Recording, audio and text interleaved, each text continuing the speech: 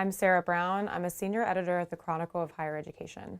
The campus protests of the Israel-Hamas war have led to one of the busiest news cycles that higher ed has seen in a long time. At the Chronicle, we've been tracking these campus protests as they've cropped up across the country. It's not just public colleges, it's not just private colleges, it's not just big universities, it is everywhere. Everybody is talking about what is happening with these protests and wondering what the future holds.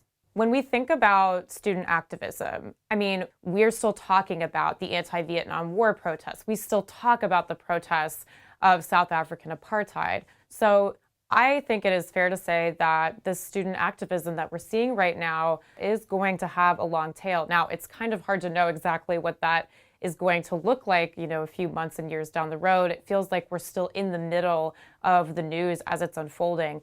But again, campus activism has shaped and influenced conversations in higher ed for decades to come, and I think we're going to see that here as well. In previous anti-war movements, for example, and in the protests of South African apartheid, generally speaking, student activists were on the same side. Now we have a really unusual situation where students are protesting and other students say that the words that are used in those protests make them feel unsafe. So you have some students who say, we are exercising our free speech rights and standing up for Palestinian rights. And then you have another group of students saying, your words are anti-Semitic. Your words make me feel unsafe. And it fractures the campus community in a way that I don't know how to bridge that divide. And I think higher ed is going to be talking through that for the years to come. I think one thing that's striking about this moment, these protests, while they are calling on colleges to take a particular action, they are largely targeted at a global conflict. And that really speaks to the kind of unique demands that we're seeing at these protests. So the core demand that students have across the country is divestment from Israel. That's what you hear over and over again. And that basically means that student activists want their colleges to cut ties with companies that they say, that the activists say, are aiding Israel's military in carrying out strikes on Gaza, on Palestinians.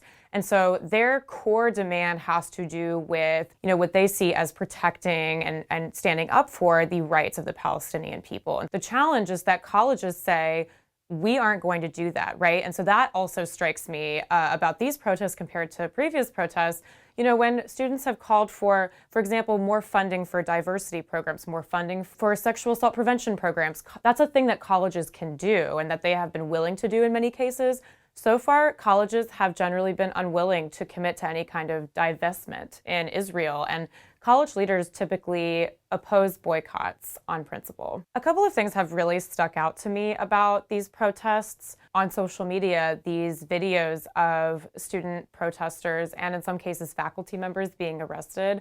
They've gone viral. Everyone around the world has been watching these arrests take place, and it's really harrowing to watch faculty members and students be wrestled to the ground by police officers. It's not something that we see very often as higher ed reporters. The other thing that's really struck me about these protests is that college presidents are in a bind because in some cases it appears that they have no choice but to call in law enforcement. But once you've called the police on your own students and employees, you can't take that decision back. And a lot of students and faculty have really come out and condemned those decisions to call the police on their own members of their own community.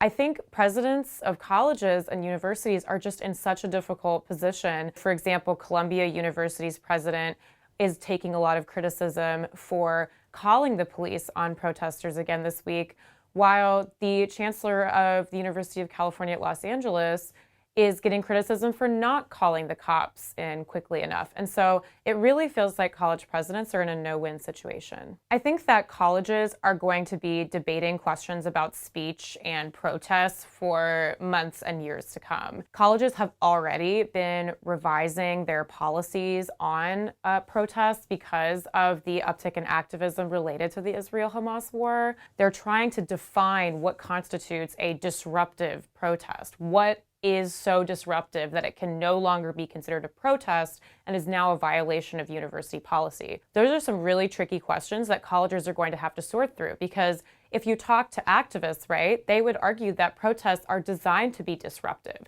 They're designed to stop university business in its tracks and force college leaders, administrators, everyone on campus to listen to them and listen to their genuinely held beliefs. And so there are these questions that colleges are going to have to wrestle with around what is a protest, what is too disruptive, where should these protests be allowed, in what capacity should they be allowed, when should we be calling in the police? These are all questions that colleges are going to have to be wrestling with over the months and years to come.